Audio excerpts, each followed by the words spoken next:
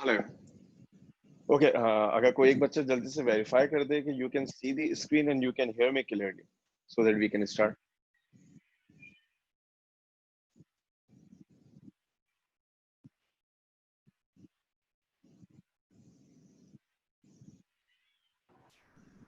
अस्सलाम वालेकुम sir. Y समझिए आयशा।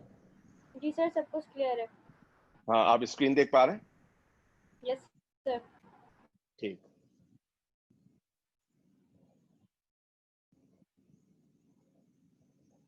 अच्छा, हाँ, लास्ट टाइम हम बात कर रहे थे कॉम्बिनेशन ऑफ लेंसेज की। जहां तक की बात हमने लास्ट टाइम डिस्कस कर लिया, हमने क्या डिस्कस कर लिया था?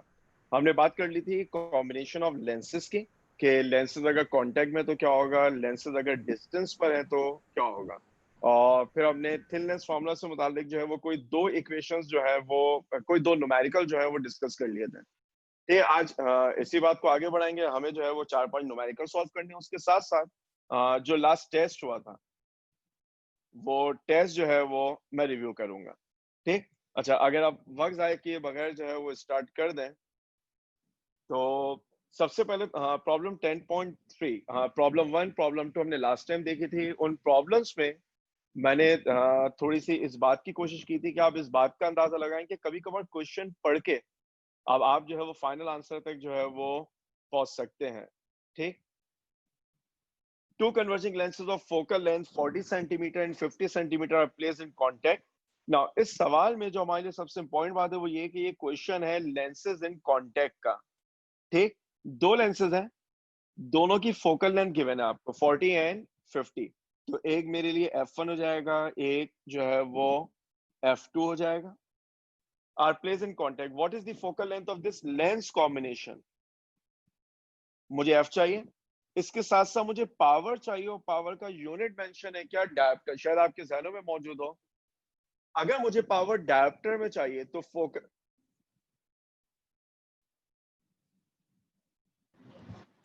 अस्सलाम हेलो। वालेकुम सर। वालेकुम।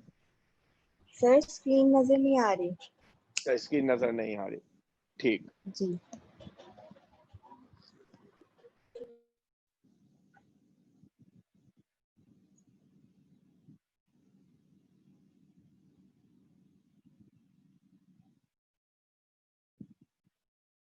अच्छा, अब अगर कोई वेरीफाई कर दे कि स्क्रीन नजर आ रही है। मुझे पहले असल में डाउट था, मैंने कंफर्म भी करने की कोशिश की थी। जी आयशा। यस सर, नजर आ रही है अब स्क्रीन नजर आ रही है, मुझे क्वेश्चन लिखा हुआ, मैंने F1 F2 लिखा हुआ नजर आ रहा है। यस सर, सब कुछ नजर आ रहा है। बस थोड़ा सही, सा जबरदस्त। क्वेश्चन ब्लर है, हल्का सा ना। हाँ, क्वेश्चन जो है वो हल्का सा ब्लर है। ठीक।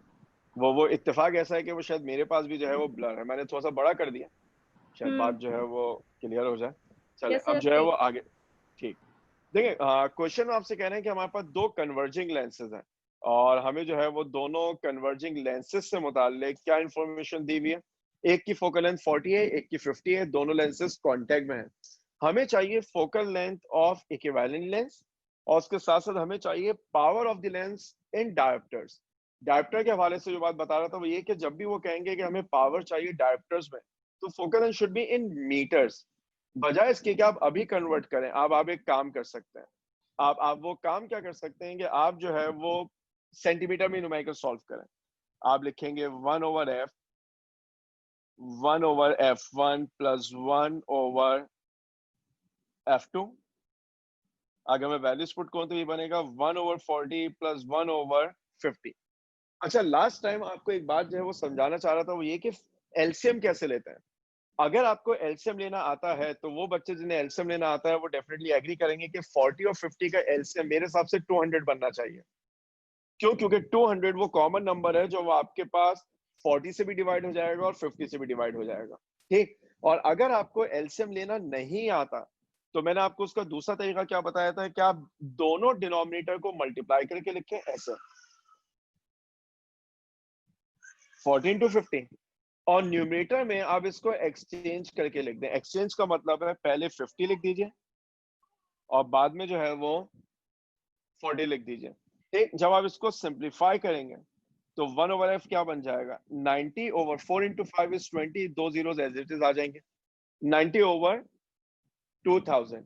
अगर आप एलसीएम लेते तो शायद आपके पास आंसर 9/200 आ जाता। It's one and the same thing, क्योंकि 0 से 0 क्या हो जाएगा, कैंसिल। ये 1/f है। अगर मैं f निकालना चाहूं तो ये बनना चाहिए 200/9। ठीक है, ये आपके पास आंसर जो है वो कितना आना चाहिए, वो आंसर आना चाहिए कितना, 200/9। सही। अच्छा, अब अगर आप जो है वो इसको सिंप्लीफाई करने जाएंगे कि आप 200 को 9 से डिवाइड करें, तो देखिए पहली बात, अगर ये 200/10 होता तो आंसर एग्जैक्ट 20 आता। ये 10 नहीं है, ये 9 है, तो इसका मतलब मेरा आंसर 20 से थोड़ा सा क्या आना चाहिए, ज्यादा आना चाहिए, क्योंकि आप एमसीक्यू सॉल्व कर रहे हैं। तो हमारे लिए जो क्वेश्चन के ऑप्शंस होंगे ना, वो बड़े इंपॉर्टेंट होंगे, A, B, C and D. Let's say option A is 15 centimetre, option C is 22 centimetre, option C is 30 centimetre and 35 centimetre. अगर आप अप्रोक्सीमेशन कर रहे हैं तो मेरे हिसाब से 200/10 इज 20, तो जो 200/9 है वो मोर देन 20 होगा, लेकिन 20 से बहुत ज्यादा नहीं होगा। लिहाजा मैं किसको मार्क कर दूंगा, 22 को। मैं मार्क कर दूंगा 22 को, और यही मेरे ख्याल से अप्रोक्सीमेशन से हमारे पास जो है वो आंसर आ जाएगा। जब आपने फोकल लेंथ निकाल ली, अब आपको चाहिए पावर। तो देखिए समझें, अगर मेरे पास ऑप्शंस में फोकल लेंथ के साथ पावर भी लिखी हुई होती, लेट्स से इस तरह, 3 डायोप्टर,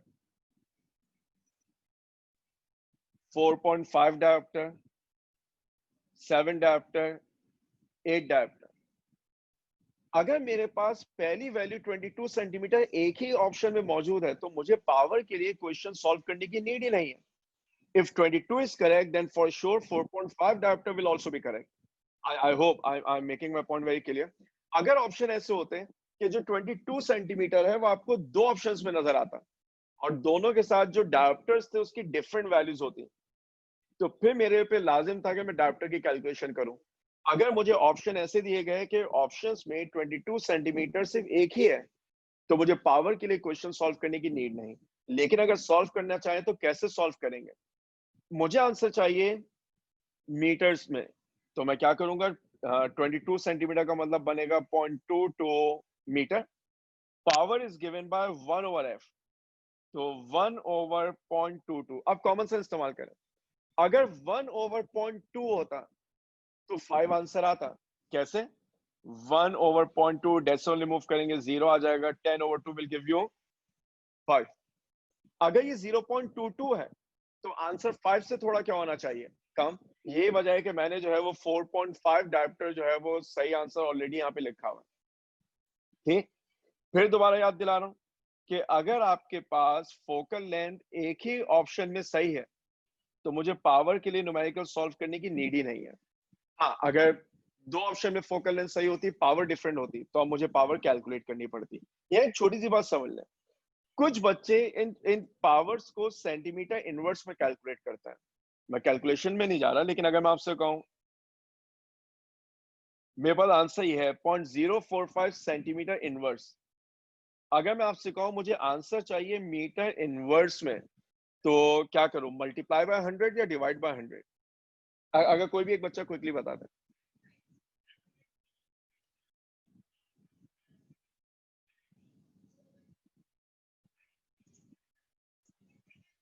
मुझे उम्मीद है कि आप लोग मुझे सुन भी पा रहे हैं, आप स्क्रीन भी देख पा रहे हैं जी। अगर मैं आपसे कहूं कि मुझे सेंटीमीटर इनवर्स को मीटर इनवर्स में कन्वर्ट करना है, तो कैसे कन्वर्ट करेंगे? जी हसन। Sir divide by 100।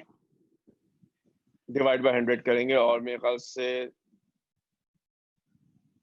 जी है।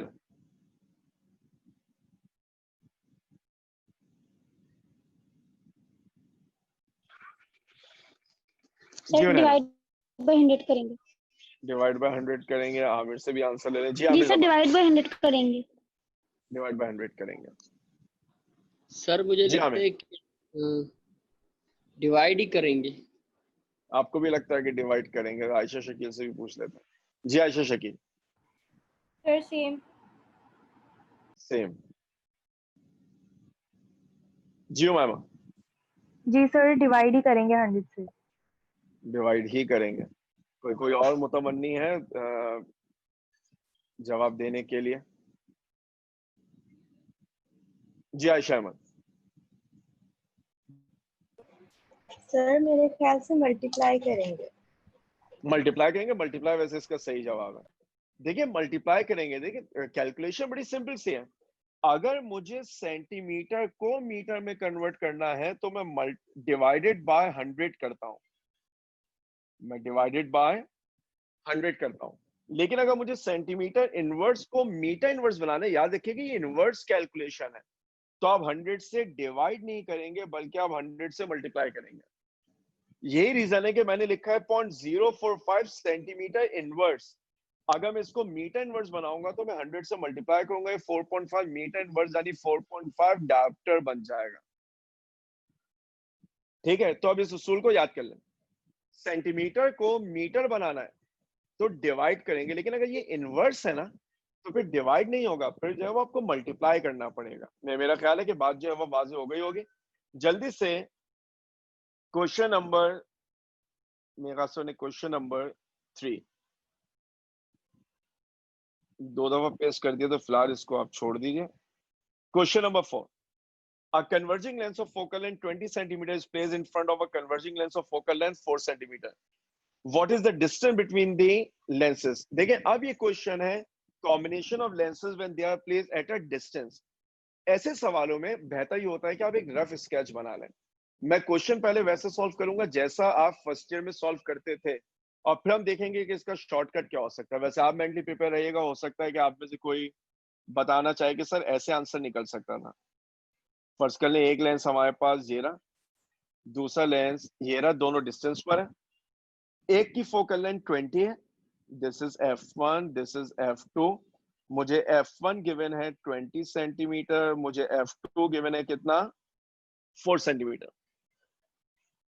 What is the focal length? What is the distance between the lenses if parallel rays entering the first lens leaves the second lens as parallel? देखिए अब ये जुमला हमारे लिए बड़ा इंपॉर्टेंट है। जब वो कहते हैं कि parallel rays entering the first lens, तो कुछ ऐसी सूरत हाल बनेगी। Leaving the second lens as parallel, इसका मतलब कुछ ऐसी सूरत हाल बनेगी। और इस सूरत हाल का मतलब क्या है?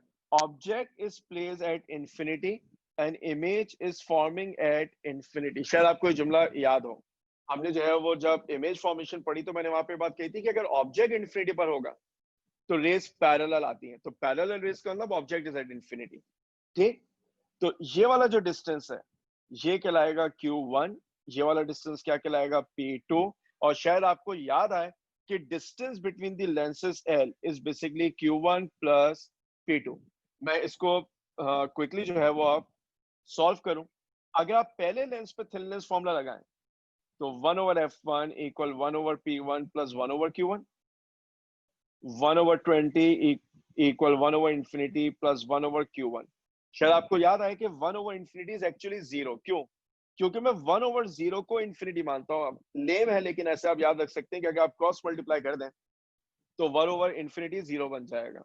तो 1/20 equal 1/Q1, Q1 equal 20 centimetre. इसके बाद अगर मैं दूसरे लेंस के ऊपर फॉर्मूला अप्लाई करूं, 1/f2 equal 1/P2 plus 1/Q2, 1/4 equal 1/P2। Here Q2 is actually infinity. Once again, 1/infinity is 0. तो ये मेरे पास बनेगा 1/4 is equal to 1/P2। 1/infinity is 0 मैंने लिख भी दिया, तो P2 की वैल्यू क्या आ जाएगी, 4 सेंटीमीटर। हम पहले ही कह चुके हैं कि अगर हमें L चाहिए तो L का मतलब होता है Q1 प्लस P2 यानी 20 प्लस 4, ये क्या बन जाएगा, 24 सेंटीमीटर। देखिए ये जो वर्किंग आपके सामने है ये 4 नंबर के न्यूमेरिकल के लिए बहुत अच्छी वर्किंग है, लेकिन मैं बार बार एक बात कहता हूं कि जब आप एप्टीट्यूड के लिए फिजिक्स प्रिपेयर कर रहे हैं तो आपका एप्टीट्यूड ये नहीं है कि आप सही आंसर दे देंगे। आपका एप्टीट्यूड ये होगा कि आप जो है वो कम वक्त में सही जवाब दे देंगे। अब इस सवाल को डायरेक्टली सॉल्व किया जा सकता है। कोई एक बच्चा कुछ कहना चाह रहा है, फिर मैं बात कर लेता हूँ। जी मलाइका। सर इसको डायरेक्टली सॉल्व इन दोनों की फोकल लेंथ को ऐड करके हो सकता था, क्योंकि इन दोनों की फोकल लेंथ जो है वो एक ही जगह पे लाई कर रही है, एक ही पॉइंट चल पे। बिल्कुल बिल्कुल सही। देखिए मलाइका जो है वो बिल्कुल सही कह रही है। वैसे मैं अब आपको कुछ बातें याद दिलाऊं। अगर आप इस केस को गौर से देखें तो this is astronomical telescope focus for infinity. Object is at infinity, image is at infinity. और हमने वहां पर पढ़ा था लेंथ ऑफ टेलीस्कोप कैसे निकालते थे, f1 प्लस f2। तो मुझे कुछ सोचना नहीं था, मैं तो 20 प्लस 4 करता 24 निकाल लेता। फिर भी ये एक तरीका है कि अगर आपको एस्ट्रोनॉमिकल टेलीस्कोप अभी याद है, गो कि अभी हम डिस्कस करेंगे, लेकिन आपने फर्स्ट ईयर में पढ़ रखा होगा, अगर फोकस फॉर इंफिनिटी होती है तो length of telescope is simply f1 plus f2। The moment I right the question, मैंने 20 और 4 को ऐड कर देना और 24 आंसर मार्क कर देना। मुझे तो ये सब करने की नीड ही नहीं थी। दूसरी बात, अगर टेलीस्कोप क्लिक नहीं करती तो आपको क्या क्लिक करना चाहिए था? When object is placed at f, in fact when object is placed at infinity, image will form at f। तो इसका मतलब है कि अगर ऑब्जेक्ट इंफिनिटी पर है तो जो इमेज है वो f पे बनेगा। इसका मतलब जहां पर मैंने पढ़ा फोकल लेंथ इज 20, मैं डायरेक्टली ये बात कह सकता हूं कि मेरे पास जो q1 है वो 20 होना चाहिए। और जहां मैंने कहा कि object is placed at f, मुझे पता है इमेज इंफिनिटी पे बनेगा, तो इसका मतलब ये क्या होना चाहिए, p2। और अगर आपको वो q1 और p2 वाली लॉजिक याद है तब भी 24 आंसर आना है। चॉइस इज योर्स, आप न्यूमेरिकल जैसे सॉल्व करना चाहें डायरेक्टली सॉल्व कर लेंगे, बहुत अच्छी बात है। नहीं क्लिक किया, ये सारी वर्किंग आपको करनी पड़ेंगी। इस वर्किंग के बावजूद भी न्यूमेरिकल जल्दी सॉल्व हो सकता था। कैसे? अगर आपको ये कॉन्सेप्ट याद होता कि ऑब्जेक्ट इंफिनिटी पर है, इमेज फोकस पे बनेगा, तो image distance is equals to focal length. Anyways, question number 5, ये एक अच्छा सवाल है। देखिए, a parallel beam is diverged by a concave, in fact ये अच्छा सवाल नहीं है, ठीक है, मैं अपने अल्फाज वापस ले रहा हूँ, आपसे माजरत भी कर लेता हूँ। आप मुझे इसका जवाब बता दें। अगर आपसे सिर्फ ये कहा जाए कि how far are the lenses apart, आपके पास 5 सेकंड है, जवाब बता देंगे। किसी को जवाब मिल गया तो हैंड रेज कर सकता है। जी सर आजाद। Sir 37.5 centimetre. बिल्कुल सही, 37.5। क्यों? देखिए वंस अगेन आपके पास वो कह रहे हैं क्या, how far apart are the two lenses. जब भी दो लेंसेज के दरमियान डिस्टेंस की बात हो, और क्वेश्चन में क्लियरली कह रहे हैं कि पैरेलल लाइट बीम्स और पैरेलल लाइट बीम, वो पहले के पास पैरेलल आएंगे, दूसरे से पैरेलल जाएंगे। Once again it's a case of astronomical telescope focus for infinity. The only difference is one of the lenses is actually a concave lens. हमें बात पहले भी मैंने जुमला इस्तेमाल किया कि साइन के लिए आपको परेशान होने की नीड नहीं कि कब ऐड करना है कब सब्ट्रैक्ट, क्योंकि लेंस कॉन्केव है, फोकल लेंथ नेगेटिव होगी।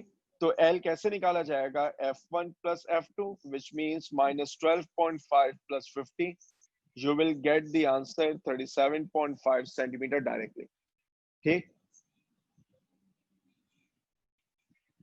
क्वेश्चन नंबर 7, ये एक अच्छा सवाल का। देखिए क्वेश्चन नंबर 7 में क्या कहना है, moon light passes through a converging lens of focal length 19 centimetre, so this is f1। अच्छा, जब वो जुमला इस्तेमाल करते हैं मून लाइट, इससे क्या मुराद होती है आप सोचें, जब तक मैं साइमन का क्वेश्चन ले लूं। जी साइमन। अस्सलाम वालेकुम सर। भाई साहब, सर क्वेश्चन नंबर 6 का ग्राफिकल आप रिप्रेजेंटेशन कर देंगे ताकि समझ आ जाए। क्वेश्चन नंबर 6 की ग्राफिकल रिप्रेजेंटेशन कर दो। क्वेश्चन नंबर 6 में होना ही चाहिए कि आपके पास एक कॉन्केव लेंस है, ठीक है, यहाँ जो रेज आएंगी वो आपके पास कैसी हो जाएंगी, डाइवर्जिंग। आप यहाँ कहीं पर एक कॉन्वेक्स रखेंगे, वो क्या बन जाएंगी, पैरेलल। बात समझ पा रहे हैं मेरी? तो यस सर। अब जो कॉन्केव का फोकस है वो अगर यहाँ कहीं पर है, तो जो कॉन्वेक्स का फोकस है लेट्स से वो यहाँ कहीं पर है। अगर मुझे डिस्टेंस बिटवीन द लेंसेज चाहिए, ये वाला डिस्टेंस, तो अब आप एग्री करेंगे कि एक फोकल लेंथ में से दूसरी फोकल लेंथ जो है वो मुझे माइनस करनी पड़ेगी। कुछ आइडिया समझ में आ रहा है? Yes sir. तो अब जल्दी से मैं बात करना चाह रहा था क्वेश्चन 7 की। देखिए मूनलाइट से क्या मुराद है, अगर कोई बताना चाहे।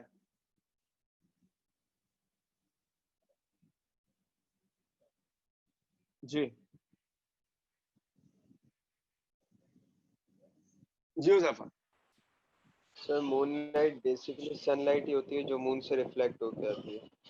अरे आपने इतनी साइंस कहाँ बता दिया। अब हो सकता है कोई बच्चा ये बताया सर मून लाइट जो है वो कपड़े की किस्म भी होती है।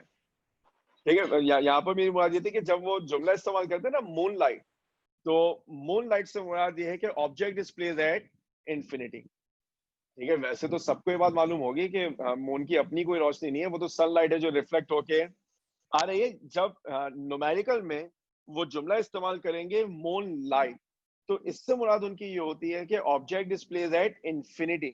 और याद है, जब ऑब्जेक्ट डिस्प्लेज एट इन्फिनिटी हो तो मेरे पास इमेज कहां पर बनना चाहिए? फोकल लेंथ पे। बगैर सॉल्व किए हम बता सकते हैं कि Q1 शुड बी 19 सेंटीमीटर। वो बच्चे जिनको ये बात डायरेक्टली समझ में आ गई, बहुत अच्छी बात है। वो मासूम बच्चे जो हमेशा की तरह क्लास में परेशान बैठे हुए कि सर कर क्या रहे हैं, उनकी सहूलत के लिए काम कर देता हूँ। 1/f1 equal 1/p1 plus 1/q1. f1 is 19, p1 is infinity, 1/q1. 1/19, 1/infinity is 0, 1/q1. So q1 is 19 centimeter. अब आपसे क्या कहते हैं? Which is 20.5 centimeter from the second converging length. So this is L actually. Of focal length 2. तो मुझे मालूम है L किसके बराबर होता था? Q1 plus P2 के। तो L is 20.5, Q1 is 19, P2 subtract कर लेंगे, P2 will be 1.5 सेंटीमीटर।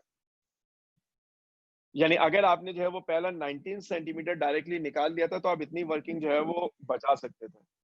अब आप कहेंगे 1/f2 is equal to 1/p2 plus 1/q2, 1/f2 is 2, P2 is 1.5 plus 1/q2। भाई यहाँ से क्वेश्चन जो है वो इंटरेस्टिंग है। 1/q2 क्या बनेगा? 1/2 minus 1/1.5। अब देखिए 2 और 1.5 का एलसीएम, बहुत सारे जहन बच्चे ऐसे होंगे जो कहेंगे सर 3 आ जाएगा या 6 आ जाएगा। आप बिल्कुल निकाल सकते हैं।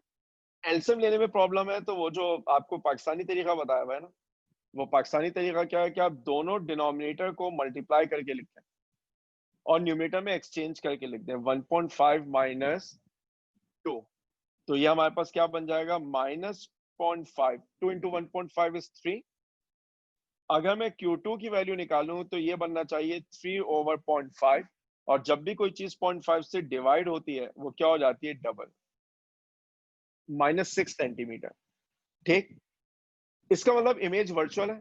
आपने जो है वो इमेज डिस्टेंस निकाल लिया, लेकिन अब आपको शायद क्लिक कर जाए combination of lenses at distance में। जब आपसे कहते थे पोजीशन ऑफ इमेज निकाले, तो वो पोजीशन ऑफ इमेज जो है वो आप दो निकालते थे, position of image from second lens और position of image with respect to the first lens. जो पोजीशन मैंने निकाली है, this position is actually with respect to second lens. अगर इस पोजीशन को मैं with reference to first lens निकालना चाहूं तो क्या किसी के जहन में तरीका है कि फर्स्ट लेंस से निकालने के लिए क्या फॉर्मूला बताया था? जी Sandhya. Sir L plus Q2। बिल्कुल सही, L plus Q2। और शायद अब आपको याद आ जाए, मैंने उस वक्त भी एक बात कही थी कि L plus Q2 हमने रियल के लिए बनाया था। और मैंने उस वक्त भी कहा था कि अगर इमेज वर्चुअल हो तो आपको परेशान होने की जो है वो नीड नहीं है। वर्चुअल होगा खुद ब खुद सब्ट्रैक्ट हो जाएगा। तो L was 20.5, ये वैल्यू जो है वो यहाँ पर लिखी हुई है, ये भी 20.5। Q2 is -6, answer will B 14.5 centimetre.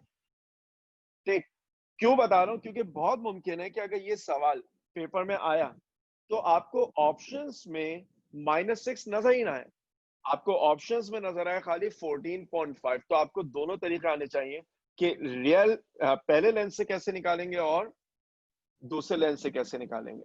ठीक, अगर ये सारी वर्किंग क्लियर है तो combination of lenses at distance में एक आखिरी क्वेश्चन मुझे और डिस्कस करना है, दैट इज प्रॉब्लम 10.15। अच्छा, क्योंकि मैं मेरे ख्याल से 2-3 न्यूमेरिकल सॉल्व कर चुका, अगर आप में से किसी भी बच्चे को इन न्यूमेरिकल से मुतालिक जो है वो कोई कंफ्यूजन है तो जो मैंने ऑलरेडी सॉल्व कर दिया, जैसे एक ये सॉल्व किया था, दूसरा हमने ये सॉल्व किया और तीसरा ये सॉल्व किया, अभी तक के न्यूमेरिकल में अगर कहीं पर भी कोई डाउट है पूछ दीजिए, ताकि फिर मैं कंफर्टेबली जो है वो अगली न्यूमेरिकल सॉल्व करना शुरू करूं।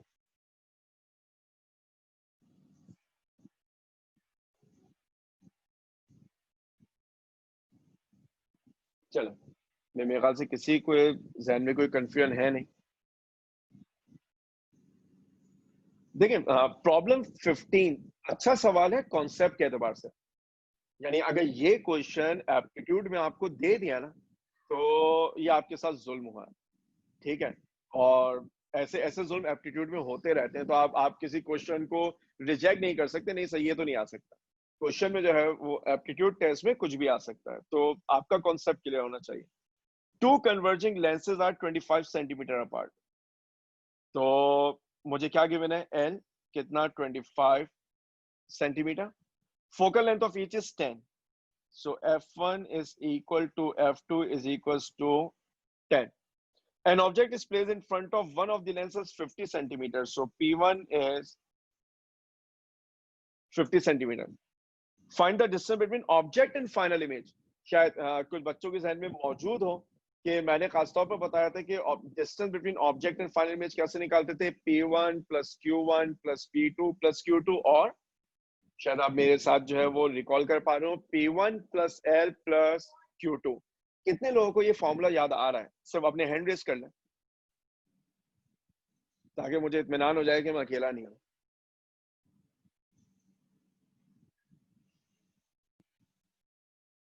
चले, मेरे ख्याल से इतनी शहादतें जो है वो काफी है कि हमने इसका मतलब डिस्कस किया हुआ है।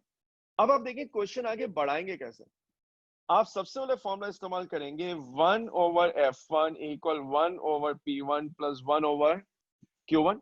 Focal length is 10, object distance is p, 1 over q1. 1 over q1 is 1 over 10 minus 1 over 50. 10 और 50 का एलसीएम स्ट्रेट फॉरवर्ड आंसर है 50 आएगा। 50 को 10 से डिवाइड करेंगे 5 आ जाएगा, यहाँ पे 1 आ जाएगा, 1 over q1. So q1 will be 50 over 4. मेरा ख्याल है आप सब समझ पा रहे हैं, मैंने एक स्टेप स्किप किया हुआ है। 1 over q1 is 4 over 50. If I reciprocate it, I will get q1 as 50 over 4. अच्छा, 50 को 4 से डिवाइड करना बड़ा आसान काम है, क्यों? 50 को 2 से करते तो 25 बन जाता 25, और 25 को 2 से डिवाइड करेंगे तो उसका भी आधा हो जाएगा 12.5। तो q1 is 12.5 सेंटीमीटर। जब आपने ये निकाल लिया तो अब क्वेश्चन में आपको वैल्यू गिवन है किसकी, L की। L बराबर होता है Q1 plus P2. L is 25, Q1 is 12.5, P2 is unknown. तो मैं P2 निकाल लूंगा तो वो भी क्या आ जाएगा 12.5 सेंटीमीटर। ठीक, अब आप अप्लाई करेंगे 1 over f2, 1 over p2, 1 over q2। f2 कितना है 10, क्योंकि फोकल लेंथ सेम थी। p2 कितना है 12.5, और ये क्या होगा q2। 1 over q2 is 1 over 10 minus 1 over 12.5। अब देखिए ये डेसिमल नंबर है ना, इन डेसिमल नंबर का एलसीएम निकालना जो है वो निस्बतन मुश्किल काम होता है। तो हम क्या कर सकते हैं, हम कह ये सकते हैं कि हम वो तरीका इस्तेमाल करें जो मैं बहुत देर से बार बार बता रहा हूँ, दोनों को से मल्टीप्लाई करके लिख दें 10 into 12.5, और न्यूमरेटर में इनको एक्सचेंज करके लिखते हैं। पहला केस है जहां पे एक्सचेंज का मतलब समझ में आएगा। हो सकता है पहले आप कहते हैं सर एक्सचेंज का फायदा नहीं, क्यों? क्योंकि सब ऐड हो रहे थे। यहाँ सब्ट्रैक्शन है, साइन चेंज हो जाएगी, तो ये बनेगा 12.5 minus 10, तो 1 over q2 इक्वल, अगर आप जो है वो 12.5 में से 10 को जो है वो माइनस कर दें, ठीक है, तो आपके पास मैं थोड़ी सी जो है वो स्पेस अपने लिए बना लूं ताकि मैं क्वेश्चन आपको आराम से करा सकूं। सही, देखिए 12.5 minus 10 मेरे पास क्या आ जाएगा 2.5। 10 को 12.5 से मल्टीप्लाई करेंगे तो क्या बन जाएगा 125। तो Q2 कितना होना चाहिए 125 over 2.5। अब देखिए क्वेश्चन अगर देखा जाए ना तो कोई बहुत डिफिकल्ट क्वेश्चन नहीं है, क्यों? अगर मैं इस डेसिमल को रिमूव कर दूं तो न्यूमरेटर में क्या आ जाएगा 0। शायद बहुत सारे बच्चे जिनकी क्विक मैथ्स अच्छी है वो एग्री करें। 5 into 5 25 होता है, 25 into 5 125 होता है, तो 1250 over 25 से मुझे आंसर क्या मिल जाएगा 50 सेंटीमीटर। देखिए पूरा न्यूमेरिकल मैंने आपके सामने सॉल्व किया और मैं इस बात की आपको गारंटी दे रहा हूँ कि न्यूमेरिकल मैंने पहले से सॉल्व नहीं किया, कैलकुलेशन की जा सकती है। किसी को ऐसा लगे सर ईकेट वालों को आपने करा दिया होगा, उनको मैंने सिर्फ हिंट दी थी, उनके लिए मैंने क्वेश्चन सॉल्व नहीं किया था क्योंकि उन बच्चों को जो है वो कैलकुलेटर एक तो अलाउ है, दूसरा ईकेट वाले बच्चों की एडिशन सब्ट्रैक्शन थोड़ी सी बेहतर होती है। मैं आपको जो है वो अंडर एस्टिमेट नहीं कर रहा, हो सकता है आप में से बहुत सारों की अरिथमेटिक जो है वो बहुत अच्छी हो, मैं एक जनरल ट्रेंड की बात कर रहा हूँ। जब आपने सारी वैल्यूज निकाल ली तो एल मुझे चाहिए था distance between object and final image, तो वो डिस्टेंस आप कैसे निकालेंगे? P1 plus L plus Q2, आपने सारी वैल्यूज को जो है वो आपस में ऐड कर देना है। आपने जो है वो सारी वैल्यूज को जो है वो आपस में ऐड करना है। तो अब मेरे पास P1 कितना गिवन था मुझे क्वेश्चन में? P1 मुझे गिवन था 50, L मुझे कितना गिवन था 25 और Q2 मैंने क्वेश्चन में निकाल लिया 50। मेरे पास आंसर कितना आ जाएगा? 125 सेंटीमीटर। मेरे ख्याल से शायद किताब में भी यही आंसर हो, मेरे पास मौजूद नहीं, आप वेरीफाई कर सकते हैं। और अगर मैंने किताब में आंसर नहीं है तो बराए मेहरबानी कैलकुलेशन चेक करिएगा, किसी पे जो है ना वो अंधा भरोसा नहीं करते। हाँ, चेक करने में कोई बुराई नहीं, ह्यूमन एरर में एग्जिस्ट एनीवे। अच्छा अब एक बात समझिए, अगर ये क्वेश्चन एप्टीट्यूड में आया तो मेरा अपना जाती ख्याल ये है कि जब आप इस पॉइंट पे पहुंचे थे ना, तो मेरा ख्याल था कि न्यूमेरिकल खत्म हो जाना चाहिए था। क्यों? मैं अपने ऑप्शंस देखता। Option A 70 centimetre, option B 50 centimetre, option C 40 centimetre, option D 125 centimetre. एक काम करते हैं, एक ऑप्शन चेंज भी कर देते हैं, 40 की बजाय 75 लिख देता हूं। देखिए मैंने क्यों कहा कि सवाल खत्म हो गया था। Length, distance between the length कितना है? 25, P1 कितना है? 50, तो इन दोनों का सम कितना है? 75। जब आपने P2 निकाला तो वो 12.5 आ रहा है, which is greater than focal length. इसका मतलब है इमेज को लेंस के दूसरी तरफ बनना है क्योंकि रियल इमेज होगा। इसका मतलब है कि अब जो भी डिस्टेंस आएगा वो 75 से ज्यादा आने वाला है। मुझे नहीं पता मेरी बात कितनी वाज़ेह हो रही है, लेकिन मैं कोई बहुत मुश्किल बात नहीं कर रहा, मैं रिपीट करता हूं। Distance between the lenses is 25, पहले ऑब्जेक्ट का डिस्टेंस 50 है, तो दोनों का सम कितना बन गया? 75। अब अगर दूसरे लेंस का इमेज वर्चुअल हुआ तो वो लेंस के लेफ्ट पे आ जाएगा, सब्ट्रैक्ट करना पड़ जाएगा, और अगर रियल हुआ तो वो राइट पर जाएगा, डिस्टेंस ऐड होगा, तो आंसर 75 से ज्यादा आएगा। जब मैंने P2 निकाला तो मुझे इस बात का इत्मीनान हो गया कि इमेज रियल है, तो मेरा डिस्टेंस डेफिनेटली 75 से ज्यादा होगा। मैं अपने ऑप्शंस पहले देखूंगा। अब इत्तेफाक ऐसा है कि ऑप्शन में एक ही ऑप्शन ऐसा है जो 75 से ज्यादा है। आप देख रहे हैं आप कितनी सारी वर्किंग से अपने आप को बचा सकते थे, ये ग्रीन वर्किंग और ये जो रेड वर्किंग है आपको नजर आ रही है। तो ये एप्टीट्यूड है जो आपने डेवलप करना है कि आप क्वेश्चन सॉल्व कर रहे हो तो आपको पता हो कि how to conclude, how to reach your answer in minimum number of steps. लेकिन अगर ये एप्टीट्यूड डेवलप नहीं हो पा रहा, ठीक है, तो फिर सॉल्व कर लेना बेहतर है, चांस नहीं लेना है। उस क्वेश्चन पे तो बिल्कुल नहीं लेना है जिसके बारे में आपको डेफिनेट है कि मैं सॉल्व करूंगा और सही सॉल्व कर लूंगा। ठीक, मेरा ख्याल है कि बात जो है वो वाज़ेह हो गई, क्योंकि हमारे पास जो है वो 4 से 5 मिनट बचे। मैं एक न्यूमेरिकल और सॉल्व करवाना चाहता था, अगली क्लास में करवा दूंगा, कोई ऐसा इश्यू नहीं। टेस्ट रिव्यू करना इससे जरूरी है क्योंकि मंडे को अब आपका दोबारा जो है वो चैप्टर नंबर 10 का जो है वो टेस्ट आ जाएगा। और चैप्टर नंबर 10 के टेस्ट में पहले तो टॉपिक सुन लीजिए, जो कुछ चैप्टर 10 में आपने पढ़ लिया, ठीक है, आपने जो कुछ चैप्टर नंबर 10 में पढ़ लिया अभी तक, आज तक, वो सब आपके टेस्ट टॉपिक होंगे। यानी combination of lenses, lenses in contact, lenses at distance, और ये सारे न्यूमेरिकल्स, ठीक है। अच्छा एक चीज और, क्योंकि अब चैप्टर नंबर 10 जो है वो आप ये समझ लें कि ऑलमोस्ट जो है वो अपने एंड पर है। मोस्ट प्रोबेबली नेक्स्ट वेडनेसडे तक चैप्टर नंबर 10 जो है वो आपके लिए कंप्लीट हो चुका होगा। तो कुछ बच्चों की ये फरमाइश भी है कि हम जो है वो एक कॉम्प्रिहेंसिव टेस्ट ले लें उन चारों चैप्टर का जो फर्स्ट ईयर में मैंने आपको पढ़ाया है। ठीक है, शायद वो मुझे फेयरवेल देना चाह रहे हैं, तो मेरे ख्याल से फेयरवेल नहीं होगी, टेस्ट में ले लेता हूँ। Chapter number 6, chapter number 8, chapter number 9, chapter number 10, इन चारों का एक कॉम्प्रिहेंसिव टेस्ट लेना चाहता हूँ। वो टेस्ट देना चाहता हूँ मैं बकरीद से पहले ही, तो इसका मतलब हमारे पास जो है वो नेक्स्ट वीक का टाइम होगा, मोस्ट प्रोबेबली शायद वो नेक्स्ट सैटरडे। मैं वैसे ये सारी बातें आपसे गूगल क्लासरूम पे या व्हाट्सएप ग्रुप पे शेयर भी कर लूंगा, अगर किसी को कोई रिजर्वेशन है तो वो बाद में बता भी सकता है, लेकिन मेंटली प्रिपेयर रहिएगा। विद इन नेक्स्ट 8 और 10 days we will surely be having a grand test, जिसके अंदर हमारे पास चारों चैप्टर होंगे, चैप्टर 6, 8, 9 और 10। ठीक, अब जरा जल्दी से टेस्ट जो है वो रिव्यू कर लेते हैं। Find the distance at which an object should be placed in front of convex lens of focal length 10 centimeter to obtain। अच्छा, ये तो मेरे ख्याल से वो न्यूमेरिकल था जो मुझे सॉल्व कराना था, मैं नहीं करा रहा। A camera of 6 inch focal length is used to photograph a distant scene।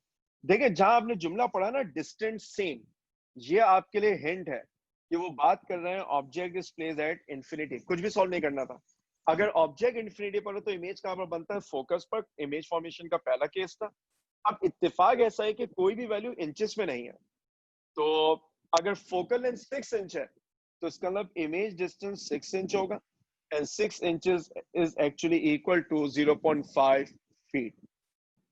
मैं एक दफा सारे आंसर जो है वो बता दूं, फिर आपको जहां पर कंफ्यूजन होगी वो हम डिस्कस कर लेंगे। If an object is placed 30 centimeter from a convex lens of 15 centimeter, the size of the image as compared to the size of object will approximately be same size। क्यों? Focal length कितनी है? 15। Object distance कितना है? 30, which is 2f। So when object is placed at 2f, image will form at 2f and image is equal in size। Is versus same size is the correct answer। A small beam of monochromatic light shines on a plate of glass with parallel surface. The index of refraction of the glass is 1.6. The angle of incidence of the light is 30. The angle of emergence। देखिए, अब ये सवाल अगर theoretically या mathematically solve करने जाएंगे तो time consuming है। क्यों? आपको करना क्या था? रे फॉलोइंग, आपने नॉर्मल बनाया, ये यहां पर आई, ये वाला एंगल कहलाएगा एंगल आई, ये कहलाएगा एंगल आर। अब ये बाहर निकलेगी। अच्छा, जब ये बाहर निकलेगी तो वो केसेस याद है, लाइट रेयर से डेंसर में आती थी, sine angle I over sine angle R होता था। मैं लिख भी देता हूं, sine angle I over sine angle R is refractive index. और जब लाइट डेंसर से रेयर में आती थी तो रिफ्रैक्टिव इंडेक्स क्या होता था? Sine angle r over sine angle i. शायद ये जुमला आपके लिए हिंट होता कि जो यहाँ पर एंगल आई की वैल्यू है वो यहाँ पर एंगल आर की वैल्यू होनी चाहिए।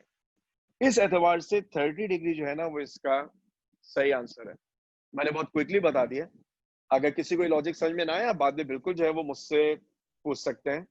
याद रखिएगा, जो एंगल आई होता है ना वही एंगल ऑफ इमर्जेंस भी होता है। अदरवाइज बड़ा आसान तरीका था कि आप जो है वो मैथमेटिकली जो है वो वर्किंग करते हैं। मैथमेटिकल वर्किंग क्या होती कि आप जो है वो रिफ्रैक्टिव इंडेक्स पुट करते, साइन एंगल आर पुट करते, साइन एंगल आर निकालते। जो यहाँ पर साइन एंगल आर है वो यहाँ पर क्या बन जाता? साइन एंगल आई। दोबारा फॉर्मूला अप्लाई करते, दोबारा एंगल निकालते, वो एंगल जो है वो सेम आ जाता। वैसे बता सकते हैं कितने लोगों को ये वर्किंग समझ में आ रही है जो मैं कह रहा हूँ डायरेक्टली, कि 30 आंसर कैसे आया?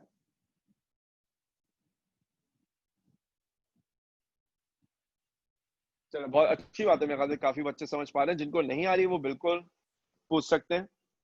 Which of the following is are true for a real image formed by single convex lens? They always form on the same side of the lens। ये जुमला गलत है। They are always inverted। ये जुमला सही है। They can't be projected on screen। ये गलत है क्योंकि रियल इमेज स्क्रीन पर बन सकता है। They are always same in size। ये जुमला भी गलत है। इसका मतलब only 2 is correct। A converging lens behaves like a diverging lens when object is placed between focus and optical center। याद है ना, convex lens was converging in nature। convex lens was converging in nature, right? लेकिन अगर आपने जो है वो object को F और O के दरमियान रख दिया तो फिर जो आपके पास convex lens होता था वो converging की बजाय क्या बन जाया करता था? diverging बन जाया करता था। The speed of light in a certain transparent medium is 2/5 of its speed in air। So refractive index is the speed of light in air over speed of light in medium। V से V cancel, denominator का denominator numerator है 5/2, so 2.5 is the correct answer. In going from water to air, a light ray. Water to air का मतलब है denser to rarer, और denser to rarer का मतलब क्या होता है? Bends away from normal. Joseph sir number 48 फिर से बता देंगे? अच्छा, मैं ये आखिरी एमसीक्यू बता दूं, मैं 48 पे वापस आ जाऊंगा. If an object is placed between f and 2f or converging lens, the image is located beyond 2f. Simple सा आंसर था. ऑब्जेक्ट f और 2f के दरमियान है, इमेज बियॉन्ड 2f बनेगा. देखिए वो बच्चे जिनको ये एमसीक्यू 48 में प्रॉब्लम है, आपको क्या करना चाहिए था, मैं आपको जो है वो समझा भी देता हूँ. आप ये करते हैं, रिफ्रैक्टिव इंडेक्स से sine angle I over sine angle R. Refractive index is 1/6. Sine of मेरे ख्याल से एंगल 30 गिवन था आपको, ओवर साइन एंगल R. इसको सॉल्व करते एंगल R निकालते हैं. अब अगर आप ज्योमेट्रिकली देखेंगे ना, तो आप मेरी बात से एग्री करेंगे कि जो रे आपके पास रिफ्रैक्टेड है वो ऐसे बनी हुई है, तो जो यहां एंगल बनेगा ना वो यहां बनेगा, यानी angle R is actually equal to angle I. और अब ये रे कहां निकलेगी? बाहर निकलेगी. तो अब आप फॉर्मूला लगाएंगे रिफ्रैक्टिव इंडेक्स से sine angle R over sine angle I. Refractive index will remain the same क्योंकि ग्लास का 1.6. एंगल R मुझे मालूम करना, और एंगल I आप कितना पुट करेंगे जो यहाँ पर आपने एंगल R की वैल्यू निकाली है. मैं सिर्फ इतना अर्ज कर रहा था कि इतने झमेले में पढ़ने की जरूरत ही नहीं है. एंगल I हमेशा एंगल ऑफ इमर्जेंस के बराबर हुआ करता है. लाइट जिस एंगल पे इंसिडेंट होगी उसी एंगल पे बाहर निकलेगी. तो without even solving this you can say answer will be 30 degree. Uzaifa, बात क्लियर हो गई?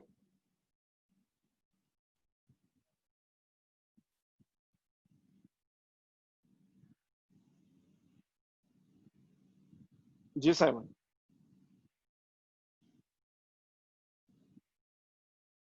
साइमन अपने एंड से आप अपने आप को अनम्यूट कर लीजिए, मैंने आपको अनम्यूट किया हुआ है. जी साइमन. सर क्वेश्चन नंबर 49 में 3 और 4 का बता दें. ऑप्शन जो है 3 और 4. सवाल में बहुत क्लियरली लिखा हुआ है real image. Real image screen पे बन सकता है ना? ठीक है, रियल इमेज जो है वो स्क्रीन पे बन सकता है, तो इसका मतलब है they can not be projected on screen. सही नहीं है, गलत है. बात वाज़ेह हो गई? Yes sir. और जो रियल इमेज होता है वो छोटा भी हो सकता है, वो बड़ा भी हो सकता है, वो डिमिनिश भी हो सकता है, वो लार्ज भी हो सकता है. इस वजह से they are always small in size भी गलत है. ठीक है? Yes sir. ठीक है, तो सर यहीं से रिज्यूम. प्रोजेक्टेड होना स्क्रीन का क्या मतलब होगा यहाँ पे? प्रोजेक्टेड का मतलब है स्क्रीन पर बना लेना. जैसे प्रोजेक्शन होती है ना, आप प्रोजेक्टर से प्रोजेक्शन बनाते हैं. प्रोजेक्शन वैसे इमेज को ही कहते हैं, लेकिन जैसे आप सिनेमा हॉल जाते हैं तो पीछे प्रोजेक्टर होता है, वो स्क्रीन पे प्रोजेक्शन बनाता है जो आप देखते हैं. तो प्रोजेक्शन का मतलब ये है कि स्क्रीन पर बनाना. ठीक है? Yes sir.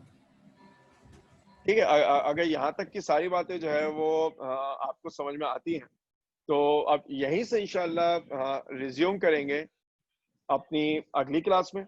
मंडे को टेस्ट होगा. टेस्ट टॉपिक दोबारा बता रहा हूँ, थिन लेंस फॉर्मूला के numericals, combination of lenses in contact भी है, और लेंसेज एट डिस्टेंस भी है. ठीक है? हाँ, यहीं से इंशाल्लाह जो है वो रिज्यूम करेंगे अपनी अगली क्लास में.